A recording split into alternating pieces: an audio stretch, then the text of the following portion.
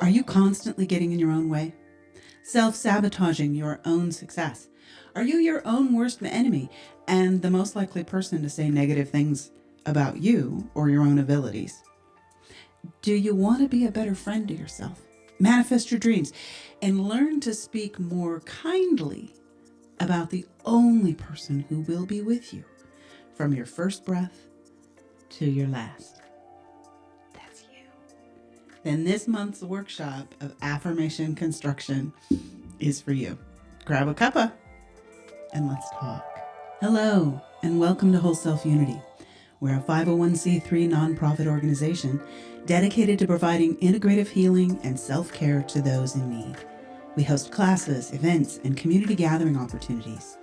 We provide individual treatments for those needing services online, including Reiki, nutritional coaching, meditation, and transformational life coaching. We're also looking to expand our network of practitioners to make it easier for our community to find the right virtual practitioner for their needs. If that sounds like something you're interested in, connect with us because we want to hear from you. This video is part of a free workshop series that we post around the fourth Tuesday of each month. We rotate through the co-creators of Whole Self Unity and take turns offering workshops we think you might find helpful in your own self-care routines. Thanks for joining us. My name is Amy, and I'm a Reiki master teacher with over 10 years of experience and over 30 years of experience working with meditation, intention, and energy. I'm also a shamanic practitioner and include some of these techniques in my teachings here at Whole Self Unity. My healing process has been lifelong and dramatic at times. My purpose is to share with you some of the tips that I've learned along in my journey, and I can't wait to meet you in the comments. This presentation workshop is about affirmations. It's the first part in a two-part series. So if you don't get your questions answered today, let me know in the comments and I'll make sure to address those in the next installment. Today is about making and using affirmations, and the next video is about how to work through the difficulties that can arise when we apply the methods we're going to talk about today. So first, let's get into those methods.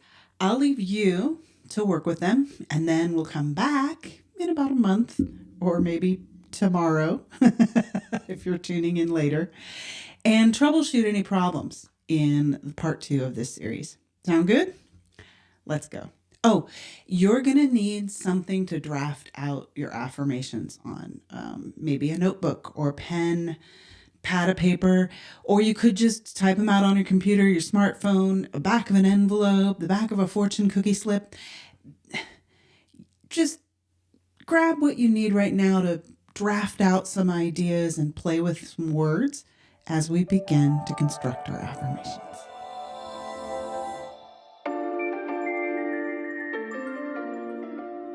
Let's start by reviewing the roadmap. This is where we're headed today. Chapter titles are in the description, so feel free to take these topics in any order.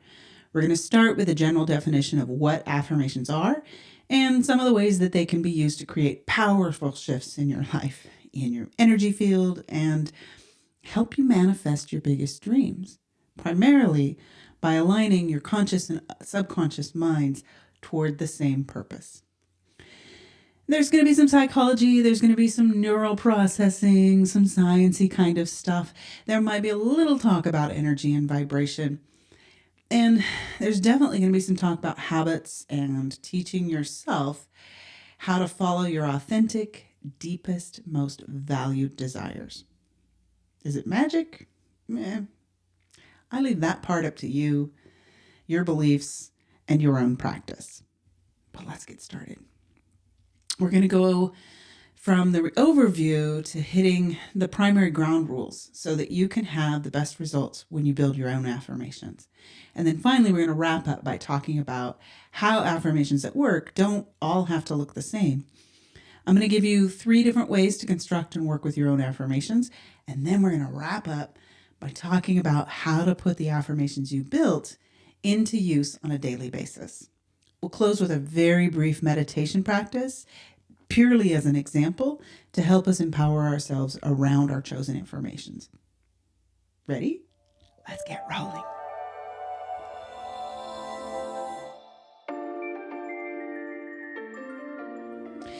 What is an affirmation and how does it work? Well, an affirmation allows you to say yes to yourself. Answering in the affirmative means that you agreed with the statement. Using affirmations is a way that we can raise our own consciousness to catch ourselves being good or doing what is wanted. When I say being good, I mean according to the values that we decide were important. And we do that in a quiet, reflective moment. It's a way of making sure that we're fully aligned with our own personal values or goals or healing path. Affirmations can also be used to help us make sure that we're taking action steps toward our goals and that those actions we choose are fully aligned with the values that we've taken the time to figure out. So much of our human experience is about focusing on things that are not desirable. We're really good at complaining. It kind of comes naturally. And in moderation, looking at what is not wanted can be very helpful if we're trying to figure out what we want. In other words, it's really helpful during discernment. For example, if you're trying coffee for the first time and your friend hands you a strong cup of black Joe, you might not enjoy the experience. And it is really okay to recognize that black coffee was not your favorite. So you can try something else next time. Now, when someone takes your order, you know not to ask for black coffee, but you still have to figure out what you're going to ask for. No is a very useful concept for quick communication, especially when there's danger. No can make someone stop really fast. It's also good for the contemplation of what you do want, discernment.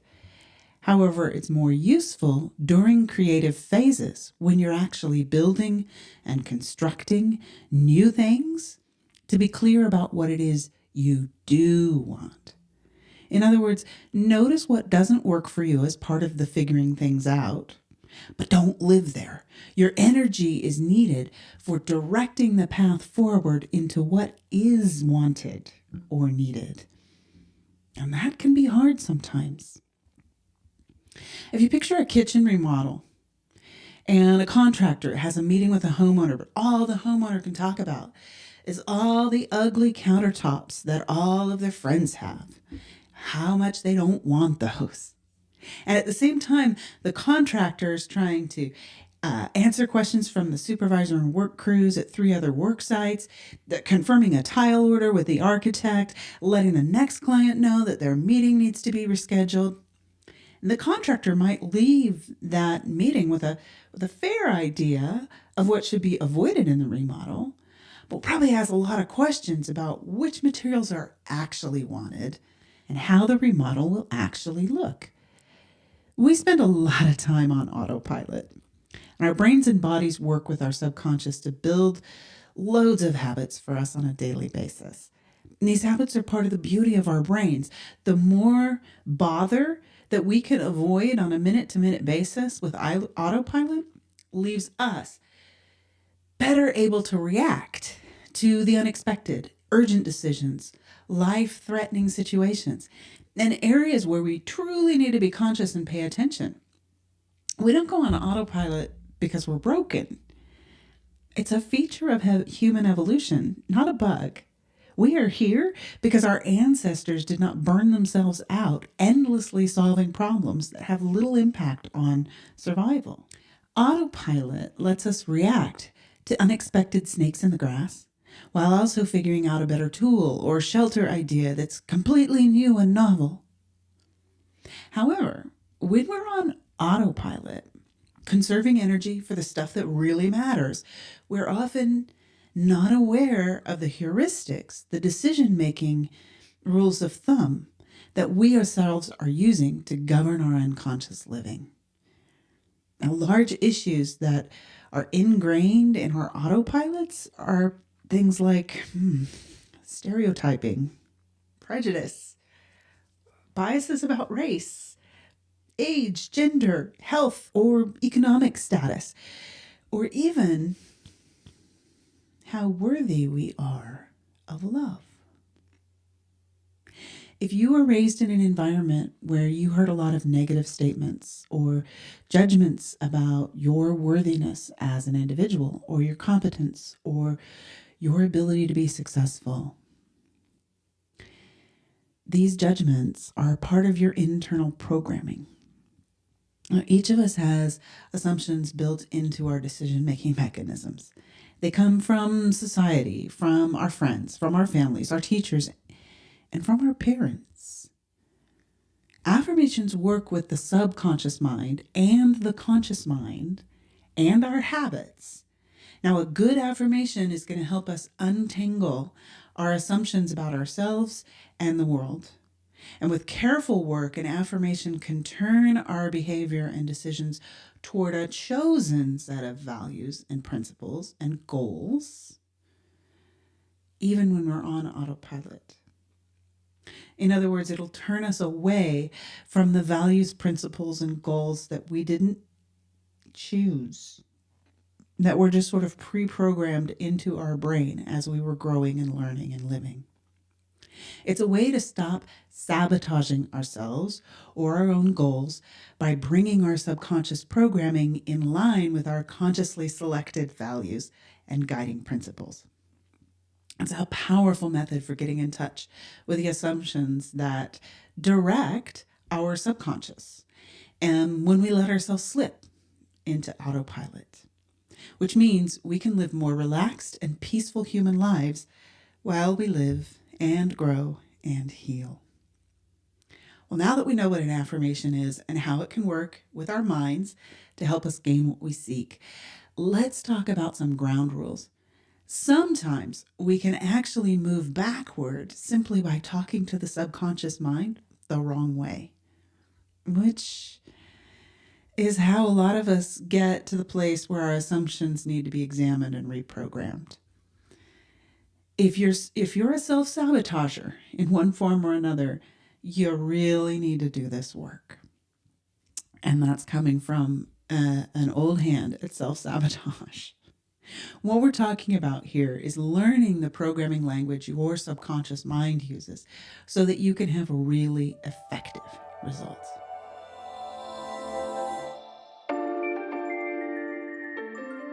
Keep it positive. This first rule to follow is that what you're creating or striving for needs to be stated in a positive fashion.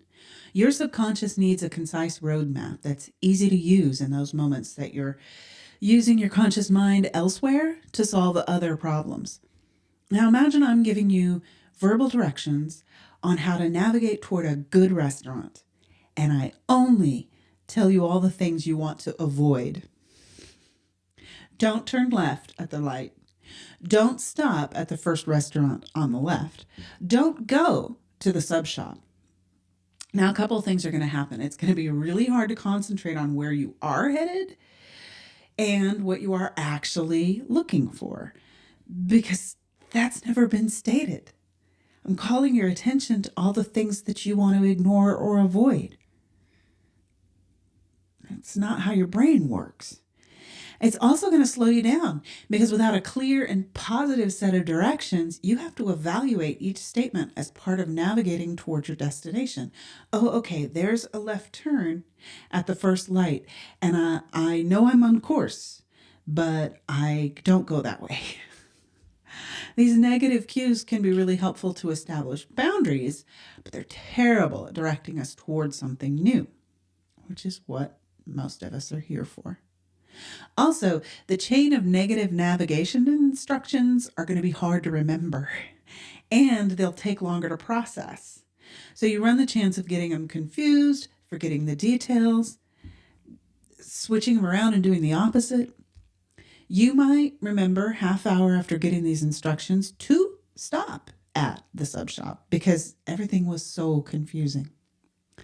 Now, the subconscious has a lot of things to do on autopilot. You need to give it clear, positive instructions so it has less to deal with. Because remember, autopilot is the things that happen automatically, swiftly, and quickly because we need them to, so that our brains are free to process other information. You have to make those instructions super simple, and stating them in a positive, what you do want, is going to really help. One example I can give you is like you're riding a bike. You come up on a really hairy turn. You're a little bit scared. It's far better to tell yourself, make the turn, stay balanced. It's a positive instruction than to tell yourself, oh my God, don't fall, don't fall, don't fall, don't fall.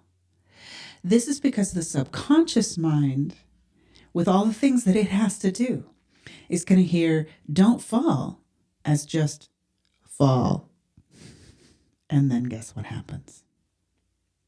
The exercise of creating affirmations helps us to determine what it is we are actually creating with our lives and daily living. The process helps us get clarity about what is wanted or needed and what adds to our creative vision. It also helps us to root out the patterns in our own thinking that might contribute to our own self-sabotage. In other words, building affirmations helps us focus on the positive, train our brains to make positive statements, and it teaches us to be clear about what we are pursuing. Discover the ways that you tell yourself no or don't, or that you reinforce other people's negative judgments about you. That's a huge and revealing topic. And it can feel really overwhelming if you're just getting started with this work. So keep it gentle. Start with 3 affirmations max that get right at the heart of your chosen healing commitments to yourself. It can still take some time to break habits that we learned unconsciously over the course of a lifetime, but it can be done.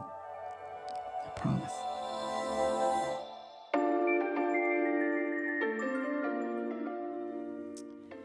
Keep it simple. The next thing to work at when building affirmations is to keep it very simple, especially as you get started. You're creating rules of thumb for decision making and actions that will help save you time and effort. You may have come to this workshop wanting to manifest a whole new life and expect to do this with one session on how to build an affirmation. Well, while I'm here to tell you that is possible, but not necessarily very likely. Transformation often takes work and tenacity.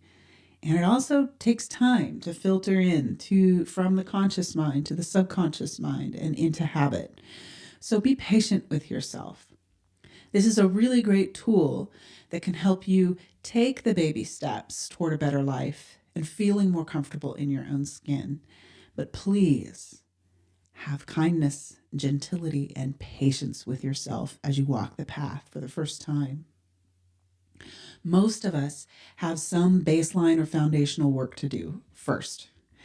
Uncovering and reprogramming basic assumptions and judgments that prevent us from embracing our personal power in that manifestation process. In other words, most of us have some serious work to do first before getting right on manifesting a picture perfect life.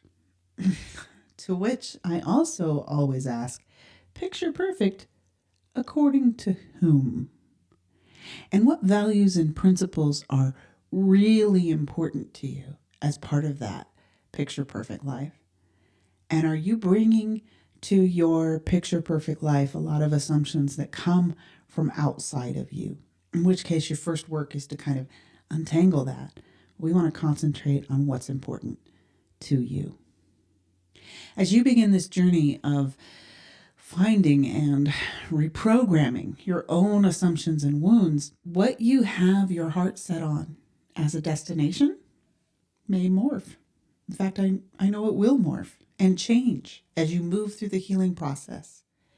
When you start with affirmations, keep it simple, keep it basic.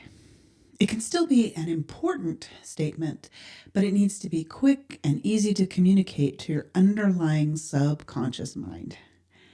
If your vision of yourself is to be a compassionate person, maybe a good affirmation will state how you embrace this as a guiding principle. The affirmation might be as simple as, I speak compassionately to everyone. That will include yourself. Or maybe it just says, I speak compassionately.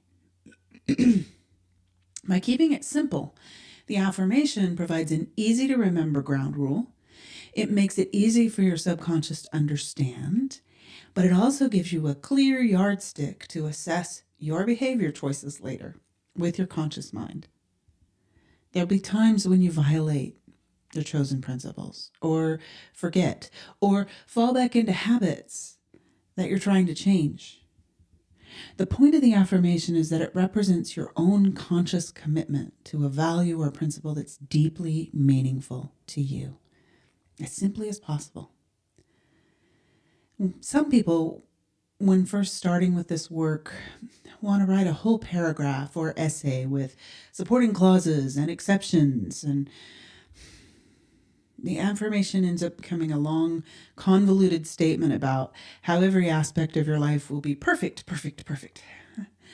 Your subconscious doesn't need that. It needs a really simple phrase that captures the heart of what you seek for yourself. If you aren't sure what that is, try some meditation or grounding exercises, or spend some time with a Reiki meditation.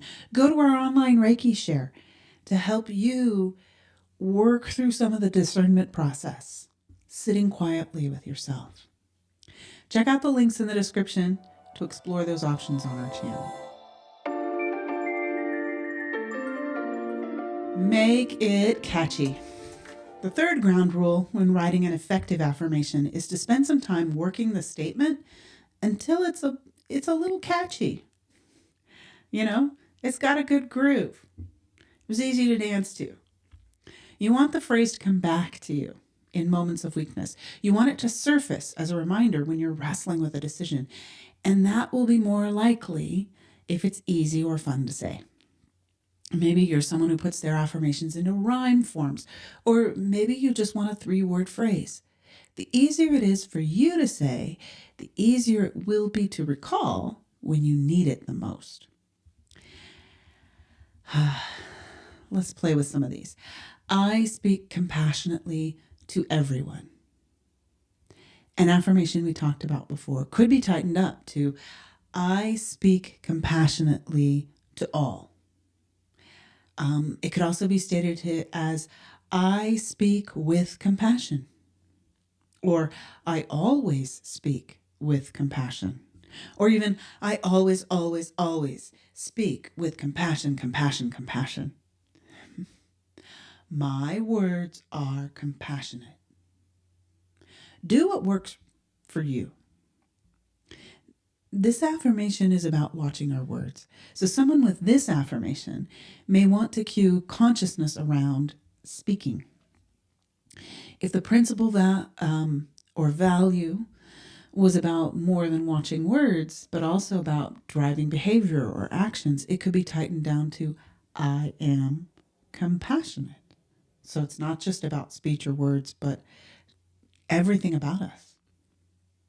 That's a harder standard to live to. Being specific about what you're working on is important, and that specificity can be used to develop a catchy sounding phrase.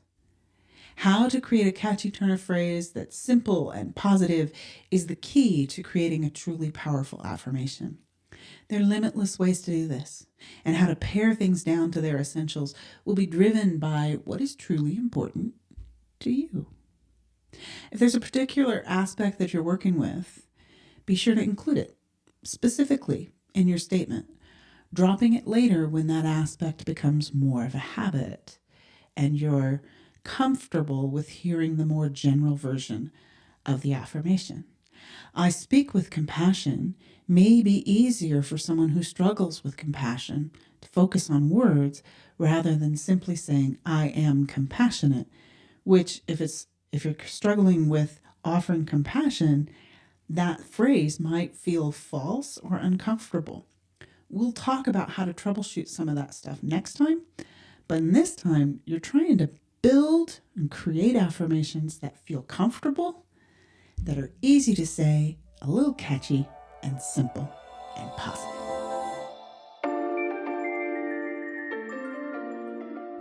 All right, so we've reviewed the ground rules of building an affirmation. Let's talk about 3 different ways or 3 different forms that our affirmations could be applied and thus driving the creation. Now, you may want to try each of these with your chosen values, principles, or goals. You may want to, maybe only one resonates with you at this time. Just know that you can come back and try the other 2 methods. So the first one is to get yourself out in public and notice what you are seeking, manifesting for other people that come into your awareness. So this is a method that came from Kahn. He talks about it in his YouTube videos. I think he talks about it in his books too. See the description for some linky goodness if you want to just get to know Matt in person if you don't know him already. I'm going to tell you the story of this affirmation technique, and then you can kind of apply it as you wish. So Matt tells the story in his videos of struggling in his early days as a metaphysical self-care teacher. Money was tight. He was working with manifesting abundance for himself. And while he was still trying to stay true to his mission of helping people with, metaphysical and spiritual struggles. So he had some energetic blocks around financial abundance, and he was working on it. So sitting in meditation and saying, I am abundant, didn't feel believable, especially given his circumstances. And an affirmation you don't believe isn't going to take you very far. In fact, you're going to fight it the whole way. It's never going to go into your subconscious. It's never going to yield any fruit. So we'll deal with that issue in the next workshop. But Matt began to work an exercise of consciously noticing and congratulating people on the abundance that they have manifested in their lives. So this meant that he'd head someplace to people watch, wherever there were large amounts of people that would move through the area. He'd go downtown in Seattle and sit outside a Starbucks or a metro station at rush hour, or go to the public market, and he'd sit there and notice everyone as they passed by. And mentally, he would say to them as they passed. So this is the easy version. The harder version is to actually walk up to someone and tell them this. But he would mentally say to them as they passed, congratulations on your abundance. So he'd be looking at each person and picking out what they had abundance in, noticing it, and sort of blessing them, congratulating them, being joyful for them. So it was a blessing, a celebration, and conscious recognition. Now, each of us has different meanings as ways of manifesting the concept of abundance. The man with a really nice suit and all the electronic toys, the $400 haircut, well, congratulations on your abundance. The exhausted woman pushing a stroller of 3 kids under 5, congratulations on your abundance. The seagull who struggled to swallow a large chunk of bread, congratulations on your abundance. Now, the beauty of this method is it teaches us to open our eyes and be more conscious of what we are actually seeking and seeing that it can manifest in multiple different ways. The way of it's a way of discovering what it actually means for us. It teaches us to recognize and to be truly happy or grateful or celebratory of others when they achieve it. And it helps us to come into a more positive relationship with the concept that we may be trying to bring in. But it may also reveal those conflicts within ourselves with our embraced ideals. And again, we'll talk more about that next month. In the meantime, try this exercise. See if it helps you with your chosen core values. And if you find friction, make a note of it for when you watch part 2 of this workshop.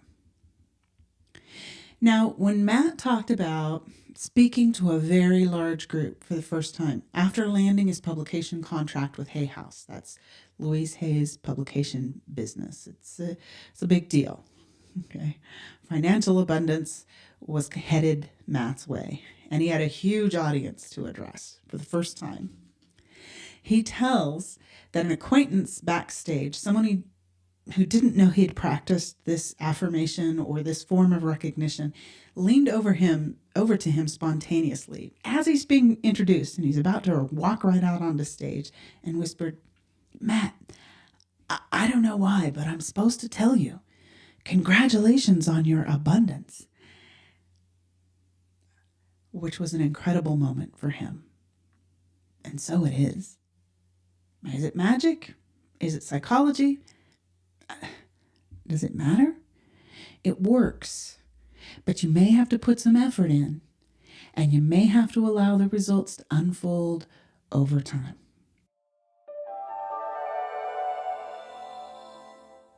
A second method to constructing your simple, positive, catchy affirmations is to tap in how it will feel to achieve your goals and affirm those feelings. So this is a method that was taught to me by my mentor and Reiki teacher, Laurelle, Shanti, Gaia. Laurelle was instrumental in developing Karuna Reiki and wrote an essential guidebook about this tremendously compassionate form of Reiki. So you can see the description for links and sources if you want to go check out some of her work. Her method of building affirmations was to focus on the feeling that will result when we've achieved what we seek. If having a new home will bring joy and peace, then the work of the affirmation is to build a phrase that helps you call in and envelop yourself in the feelings that you will have when you achieve that goal and bring them around to you in the present. The idea is that by embracing the desired emotional state, calling it in, experiencing it in the present, the feelings will tune the desired result in as well, and it will manifest for you. It will also teach you to embrace that desired emotional state in your presence. Now, some may even come to find they don't need the new house to show up or to manifest in order to feel joy and peace. They may find that the feelings of joy and peace are obtainable in the present without anything changing about their living situation. Now, I've worked with this method. It doesn't always resonate with me. As an autistic, my emotional body is the most neglected of all my aspects of self. And tuning into the emotional body is something I need to do through thought forms. Thought forms feed the emotional result, and I get better results if I start with ideas rather than feelings.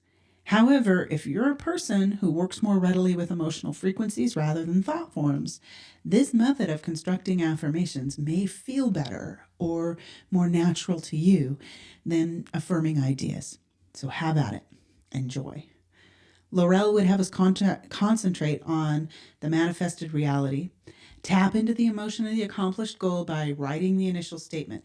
I will feel joyful and healthy when I quit smoking. Simple phrase, simple idea and concept. And now we're going to pare it down. So the next step is to pare that statement down so that you can tune into the feeling of the accomplished goal as if it were already done. So it gets shortened down to I am joyful and healthy. This emotional affirmation becomes the statement you work with in the exercises we'll talk about in a moment. The third method to construct a powerful affirmation is to construct an I am statement. So this is a shout out to Louise Hay, who did a lot of work around this concept. Please check out some of her links. Please check out some of her work from the links in the description. Her work is foundational for affirmation. It inspired a lot of other teachers after her. So I'm not going to list all of them, because the foundations will be clear enough and easy to find if you just start with Ms. Hay. So Louise Hay started her affirmations with the phrase, I am. This is a way of personalizing the statement. Who's the choice maker? You are. And that you're making that statement about you. Some also say that it follows the sort of God pattern or God vibration, as in the phrase, I am who am, that it's a fertile seed to planting a co-creative idea. And the idea is that you have control over what you are affirming and you will bring it into being. That may or may not be true, but many believe it to be so, and you're welcome to have whatever relationship you like. I like to use I am because it does sort of bring in a personal aspect. It reminds me that I have choices and it's always my starting place. Starting with I am makes it clear to you that the one making choices about your life and how it gets lived is you. Now, each of us has control over three very basic things. Our thoughts, and that's what thoughts are allowed to take up your time, energy, and focus. And if these thoughts are not adding to your health, then you shift and you think about something else.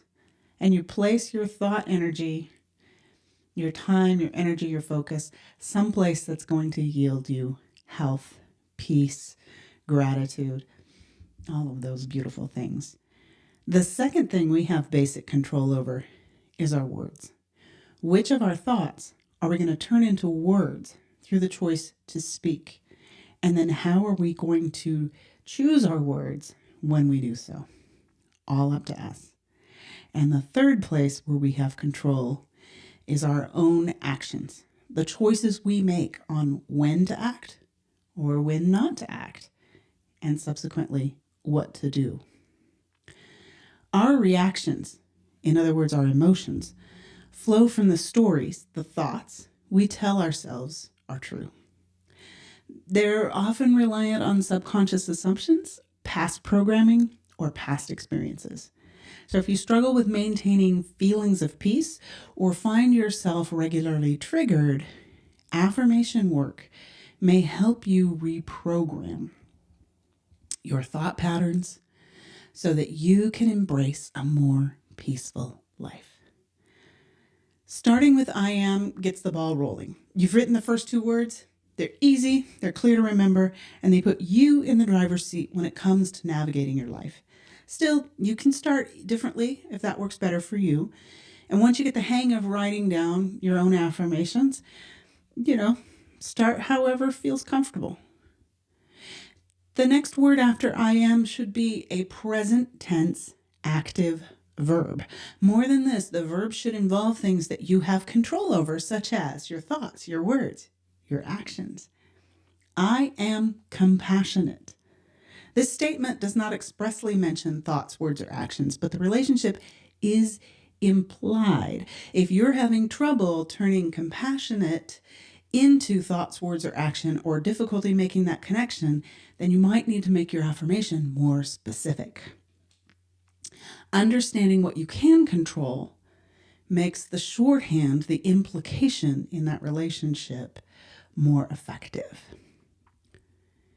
If your first draft feels unbelievable, or it's too hard to turn into practice, or it feels false, narrow things down. Try to be more specific about the ways in which you are compassionate. I am speaking from compassion always. I am empowering only compassionate thoughts. I am acting compassionately with my time, talent, and treasure. It's okay to introduce complexity to help yourself clarify how to turn your general affirmation into specific action. Now, notice the affirmation is all within personal control. It's not about winning the lottery or buying a home or meeting your perfect mate. Now, I'm not saying you can't use an affirmation this way. I'm encouraging you to use this powerful tool to help you disentangle your beautiful self from all the ways you were judged in the past that inadvertently slipped into your subconscious and is helping to drive you when you're on autopilot. Use affirmation to reclaim your ability to pilot your own life. And once the method gets easier, then worry about affirmations about winning the lottery. Just a minor recap. We learned what affirmation is. We learned some basic ground rules to construct powerful affirmations. And we learned 3 ways to actually physically build an affirmation from scratch. And how you build it will be dependent on each method that you plan on applying. Let's also talk about some ways that once you have an affirmation or a goal or a value or a principle you want to embrace, how do we put it into use on a daily basis? And the first is to simply repeat it. Ideally, we want to repeat it regularly. We want to repeat it often, just like reps in a gym. You know, if you do 10 reps every time you go to the gym, but you don't go to the gym multiple times a week, you might not be doing the kind of work that you think you're doing. So regularly, often, and I most recommend repeating them in a meditative state when your subconscious will most likely to just let that message in right before sleep, right when you first wake up, sitting in meditation. But that doesn't mean you have to sit in formal meditation practice, chanting the phrase over to yourself like a mantra over and over again. That's certainly a powerful means of repetition, and it will yield results, but there are other ways. Get a blank book, a journal, and write your chosen affirmation in it again and again and again. Set time aside each day on a consistent basis to repeat this practice. Fill a whole journal with one affirmation or many affirmations, but repeat it again and again and again. You can also turn your affirmation into a mantra, especially if it's quick, crisp, catchy, simple, positive, all the things that we reviewed before. And do your workout or take a power walk and then repeat that affirmation with each step or with each stretch or with each exercise or with each rep. If you're practicing yoga, repeat the affirmation with each breath in or even with each breath in and each breath out. You could chant the affirmation and sing it while you're in the shower or while you're combing your hair or brushing your teeth, or maybe as you chop, prep, and cook your meals, or maybe while you chew, if you're not talking to somebody else. The point here is to find a way to repeat, own, and buy in to your chosen constructed value statement. You had to commit to the idea when you wrote it. Now let it sink in to each cell with repetition. Now, a second way that you can play with these affirmations is to use some kind of written reminder. You can write the affirmation on a Post-it note, print it on a business card, put it in a scrap of paper that you keep in your wallet or that you keep under a candle that you light every night before you go to bed. Put it on a special card and put it in your meditation or prayer space. Write it out and paste it to your computer screen. Put it in a bookmark that you use regularly. Tape it to the bathroom mirror or your headboard or the alarm clock. Then take a moment periodically, at least daily, but hopefully multiple times a day, to empower that affirmation by repeating it to yourself and committing to that value again today in the present moment. These affirmations are promises to yourself that you're actually working on this. Ideally, these written reminders can be small enough to place in between your hands. And you can hold them and breathe and repeat the affirmation. Commit to the ideals on the paper for a few minutes every day.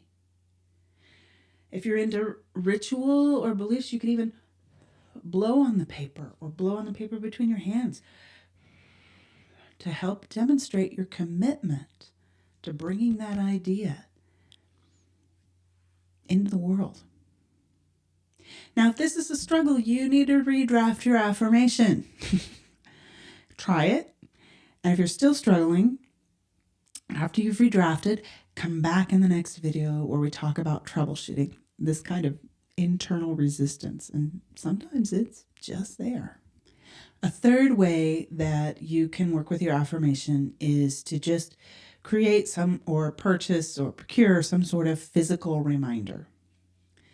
So this cue is not necessarily verbal, but it's symbolic, and it communicates or reminds you of your affirmation.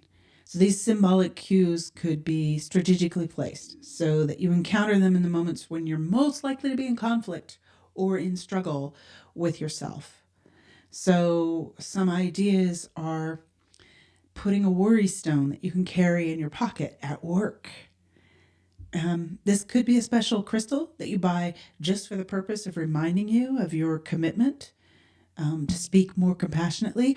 Or you might pick up a common stone and paint the key concept into it, or buy one with it already carved into it, or paint it yourself. A rock that reads compassion might be the right cue for the affirmations we worked on before. Another idea for a symbol could be a special piece of jewelry that symbolizes your commitment to yourself, a clothing accessory, a plant at your workstation, a special pin. No one needs to know that it symbolizes your affirmation or the commitment that you've made to yourself. You know, I did this really early on in my journey with something that I needed to take very, very seriously. And part of why I'm here talking to you now is that I have this symbol in my arm, right here. I got a tattoo in my left forearm because I needed to make a serious, irrevocable commitment to myself. Now that tattoo is placed where I'm most likely to see it, no matter what I'm doing during the day. The kanji symbol means love or blending, and it's over a lotus, the flower that grows beautifully out of the mud. It's said that Buddha reached enlightenment while sitting on a lotus, and the symbol reminds me of the commitment I made to myself to love all of me, completely and unconditionally. Especially when I don't believe that parts of me are worthy or deserving of that love. Now, don't go get a tattoo just because I did. You find your own symbols and reminders. Just understand that using affirmations does not have to be about Post-it notes and mantras or notebooks filled with I am statements. Affirmations are a commitment to your own growth, healing, and well-being. And you should free yourself to reprogram and commit to that work in whatever way works best for your unique circumstances.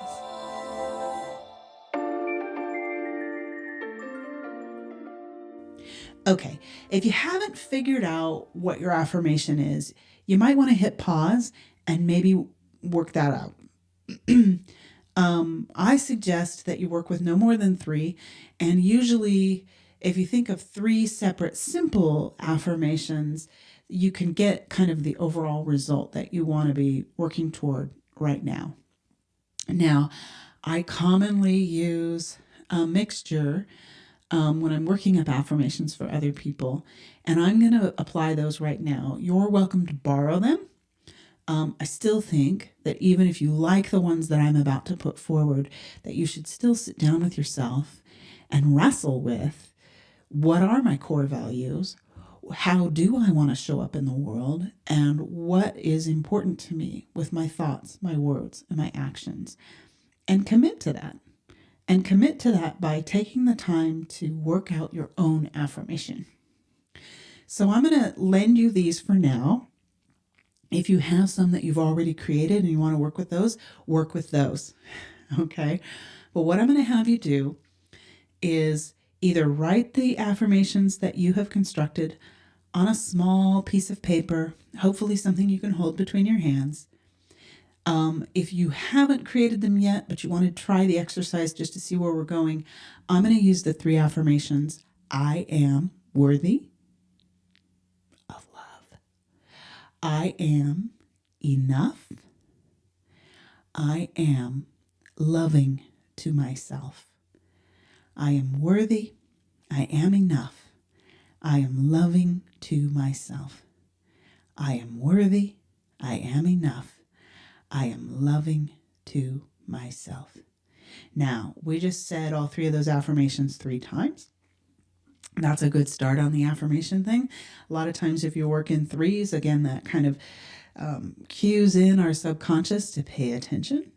Sometimes there's some social beliefs or some communal beliefs or maybe some passed down religious beliefs or folklore beliefs that say, 3 times, that's the magic number. That's how many times. Okay, so sometimes 3s work really well for you. So what I want you to do, take your chosen affirmation, write it down on a small piece of paper you can put between your hands. And then we're just going to sit there. If you want to sit there with them in prayer form, you're welcome to do that.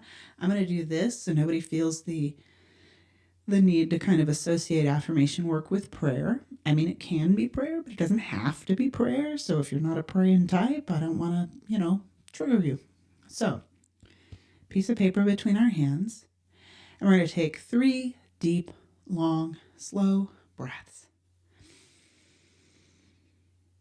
Simply allowing your lungs to fill and then relax, never holding the breath. Inhale again.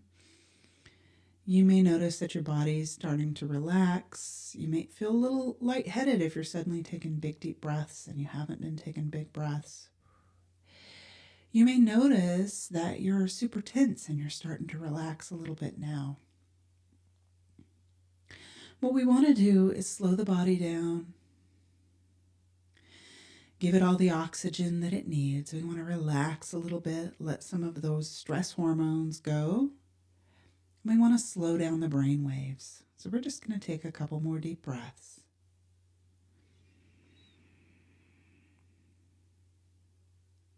And now, as you hold your affirmation, I want you to repeat it to yourself 3 times through. With each breath in, make one statement. I am worthy. And just breathe out. Breathe in. I am worthy. And let it go.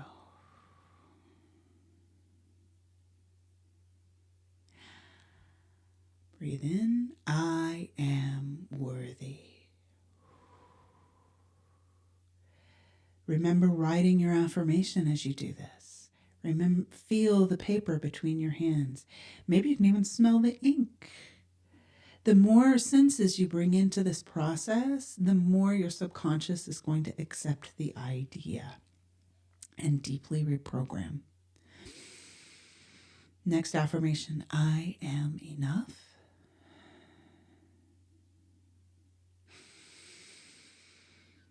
I am enough.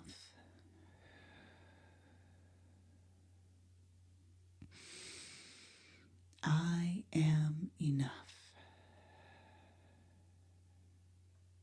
And the third affirmation, I am loving to myself.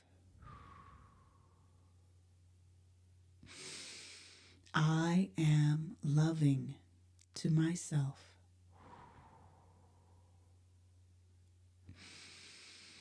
I am loving to myself. Okay. So now that you've empowered those affirmations, you've put your will and your commitment into them, you may want to put them someplace special, someplace where they're going to remind you of this work that you just did. Maybe you put them under your pillow and dream on them tonight. Maybe you stick them in your wallet so they're always with you. Maybe you put them under a candle that you leave burning for while you relax tonight. Maybe you tape it to your bathroom mirror. Okay. Make sure that these are now someplace that are going to remind you of the work you just did and remind you that you have made a commitment to yourself and that it should drive your thoughts, your words, and your actions as you navigate your life. And then remind you to repeat this process regularly and often. Happy affirming.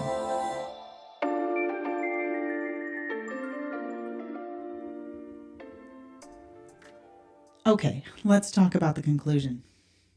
I'm going to recap, review. We're going to talk a little bit about next steps. So remember that we talked about what an affirmation is and the hows and whys of why it works. It allows us to consciously unify the efforts of our subconscious and conscious minds, and allows us to take a stand and make a commitment in our own healing process and our chosen path of life so that we can be more authentic and honest about our guiding principles. We learned that when we construct affirmations, they need to be done with a positive statement, hence affirm in the name. They need to be simple ideas, words and phrases. Don't confuse the subconscious mind. And catchy and easy to say and repeat also helps out. Add specificity if you need to, because they also need to be believable or they're not going to do you any good. So then we talked about ways to put affirmations to work easily. And we talked about 3 different methods from 3 different teachers. So Matt Kahn's observation and blessing. So congratulations on your abundance. Go someplace public, people watch, and recognize when people have manifested what you're hoping to manifest for yourself. And that, you may be on the same page with that, like with the guy with all the financial wherewithal for a $400 haircut, and you're trying to manifest financial success, but you also have to recognize the lady who made 3 babies and brought them into the world also had a different view of abundance. So recognize it in others, give them congratulations, and allow that vibration to come to you as well. The second method was from Laurelle. It was tapping into our feelings and seeking to bring that feeling vibration in, and the goal, the manifestation goal, is kind of secondary to that. And then the third way was the traditional I am statements, the rules for constructing that with an active personalized verb as the next word after I am, to really give us something to do with that affirmation. It needs to be believable. If you're fighting your affirmation, you have more work to do. So either rework the affirmation, or there's work to do to uncover what core belief is conflicting with the one that you're trying to bring in your constructed affirmation. So there's kind of 2 things that have to work with that. And that's why we're having another workshop, because those are 2 great big topics that'll take a whole other hour to explore. So I'll see you in the next workshop to work those things out. We hope you enjoyed this free monthly offering. Please like, share, and comment to help us out. Subscribe and hit the bell icon to know when we next upload. And click the on-screen links to go to the workshop playlist or our most recent video. Follow links in the description to view upcoming workshops and online classes on our webpage. We can't wait to meet you.